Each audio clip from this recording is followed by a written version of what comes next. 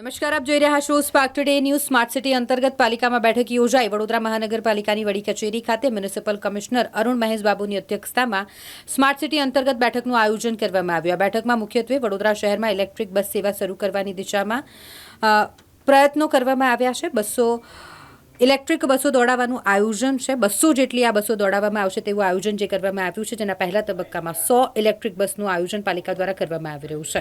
આ સંપૂર્ણ મામલે વધુ માહિતી મ્યુનિસિપલ કમિશનરે મીડિયા સમક્ષ આપી.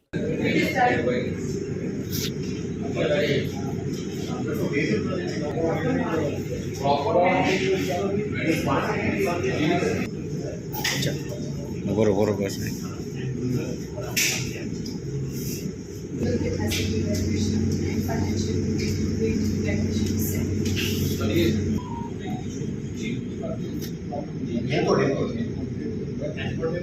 સ્માર્ટ સિટીમાં બેઝિકલી અત્યારે રેગ્યુલર બોર્ડ મિટિંગ હતી, એટલે આ ફર્સ્ટ બોર્ડ મિટિંગ હતી. એની અંદર કયા કયા મુદ્દાઓ છે, સ્માર્ટ સિટીઝની અંદર કયા ચાલી રહી છે અને આગળ કેવી રીતે લઈ જઈ શકાય એ બાબતની ચર્ચા હતી.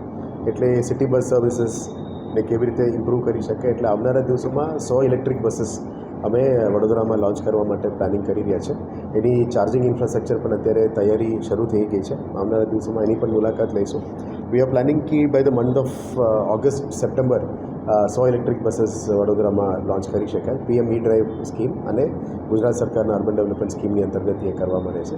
કારણ કે વડોદરા એકમાત્ર સિટી છે જેમાં પોતાની ઇલેક્ટ્રિક બસ સર્વિસ અત્યાર સુધી ચાલુ નથી થઈ, એટલે એને મહત્ત્વ આપવું પડે. પોલ્યુશન ઓછું કરવા માટે આ કરીશું. અને સેકન્ડ ફેઝમાં અંડર પીએમ ઈ ડ્રાઈવ અને યુડીડી we will do for another 100 buses. એટલે 200 બસીસ ઇલેક્ટ્રિક બસીસ અહીંયા સિટીમાં લાવવાનો અમે પ્રયત્ન કરીએ છીએ. અને આવનારા દિવસમાં લાસ્ટ માઇલ કનેક્ટિવિટી તરીકે સિટીથી 20 કિલોમીટર બહાર, જે માની લો બીજા સિટીઝમાં લાસ્ટ માઇલ કનેક્ટિવિટી કહેવાય, એટલે સિટી કોમન બસ ટર્મિનલ છે એને પણ ઇન્ટિગ્રેટ કરવાનું અમે પ્લાનિંગ કરી રહ્યા છીએ. એ સ્માર્ટ સિટીની સ્કીમ નથી, પણ જે કોમન બસ ટર્મિનલ, પ્રાઇવેટ, મોફિઝલ, સિટી બસ બધું એકત્રિત જગ્યાથી અમે જઈ શકીએ એ રીતનું પ્લાનિંગ આવનારા દિવસોમાં કરીશું. અને લાસ્ટ માઇલ કનેક્ટિવિટીમાં અહીંથી વીએમસીથી 20 કિલોમીટર, જે માની લો જીઆઈડીસી વિસ્તાર છે, ત્યાંના લોકો અહીંયા આવીને કામ કરે છે, અહીંયા સવારે અહીંયા કામ કરીને સાંજે જાય છે, એ લાસ્ટ માઇલ કનેક્ટિવિટી પણ એક્સટેન્ડ કરવાનું અમે પ્લાનિંગ કરી રહ્યા છે. જ્યારે કનેક્ટિવિટી વધે ત્યારે સિટીનું વિકાસ થશે.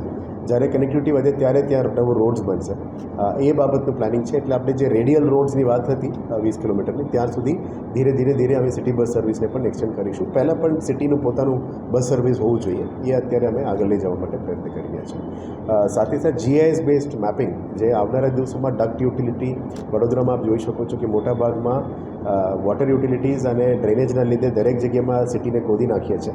અને ક્યાં પ્રોબ્લેમ છે એને આઈડેન્ટિફાઈ કરવા માટે પણ કંઈ સાયન્ટિફિક સિસ્ટમથી અત્યાર સુધી કંઈ કર્યું નથી. એટલે ગ્રાઉન્ડ પેનિટ્રેટિંગ રડાર લાવીને યુટિલિટી ક્યાં છે, કયા જગ્યામાં અનનેસેસરી ખોદવાનું નથી અને કયા જગ્યામાં પ્રોપર ખોદવું જોઈએ, એ બધું સ્ટડી કરીને કરવા માટે જીઆઈએસ બેઝડ મેપિંગ અને જીઆઈએસ લેયર ડિસિઝન મેકિંગ માટે અમે આજે નિર્ણય લીધું છે. આવનારા દિવસોમાં વીએમસી દ્વારા એ બધું અડોપ્ટ કરશે. જે રીતનું અમદાવાદ અને સુરત કરી રહ્યા છે, વડોદરામાં પણ આ કામગીરી આગળ વધશે. આ આખું કામ સ્માર્ટ સિટી અંતર્ગત થશે, કારણ કે પછી એ મિક્સ થશે. જેટલું સર્વિસીસ સ્માર્ટ સિટી અત્યારે જે કમાન્ડ કંટ્રોલ સેન્ટરથી ચાલી રહ્યા છે એ તો ચાલુ જ રહેવાનું છે. અમુક સર્વિસીસ અમે પછી સ્માર્ટ સિટીથી વીએમસીમાં શિફ્ટ કરવાનું પણ નક્કી કર્યું છે, જેમાં લોંગ ટર્મ ઓએનએમ છે, લોંગ ટર્મ વધારાનું આપણે પૈસા ચૂકવવું પડે, અદરવાઇઝ 10 વર્ષનું મેન્ટેનન્સ છે, એ બધાનું સ્માર્ટ સિટીનું અત્યારના ફિનાન્શિયલ કેપેસિટી નથી, કારણ કે આ સ્કીમ દેતે વખતનું હતું. એટલે લોંગ ટર્મ સર્વાઈવલ માટે વીએમસી એને હેન્ડઓવર કરશે. પણ જે ટેકનોલોજીકલ ઇન્ટરવેન્શન્સ છે એ બધું સ્માર્ટ સિટીથી આવશે. આ 100 બસોના જે ખર્ચો આપણે કીધું, તો એ સ્માર્ટ સિટી અંતર્ગત ના, એ અમે શિફ્ટ કરીને સિટી વીએમસીની અંડર લાવી દઈશું. તો એનું ફંડ આપ આપશો? નહીં, it is not from smart city, it is from PM E drive and urban development. એટલે આટલું નથી કે સ્માર્ટ સિટીનું ફંડ નથી. સ્માર્ટ સિટીનું આટલું એ પણ નથી કેપાસિટી. સ્માર્ટ સિટી અત્યારે ચાલુ છે? યસ ICCC ચાલી રહ્યા છે. ઇન્ટિગ્રેટેડ કમાન્ડ કંટ્રોલ તરફથી જે પણ ડિસિઝન મેકિંગ આવે છે, આપ સિટીની અંદર જે પણ સીસીટીવી કેમેરાઝ મારફતે અમે તમામ ડિટેક્શન છે, જીઓ ફેન્સિંગ છે, સિટીના પોલીસનું ક્રાઇમ કંટ્રોલ છે, બધું આ જ સીસીટીવી જે સ્માર્ટ સિટીની અંતર્ગત ચલાવવામાં આવ્યું એ જ મારફતે ચાલી રહ્યા છે.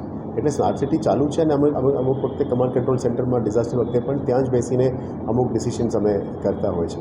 So it is working, as of now it is working. એટલે ન્યૂ વર્કિંગ પણ થશે કે ખાલી મેન્ટેનન્સ પૂરતું જ સ્માર્ટ સિટી છે કે પછી જ્યારે પણ નવું ઇનિશિયેટિવ્સ લેવામાં આવશે, we will introduce in smart city. Thank you.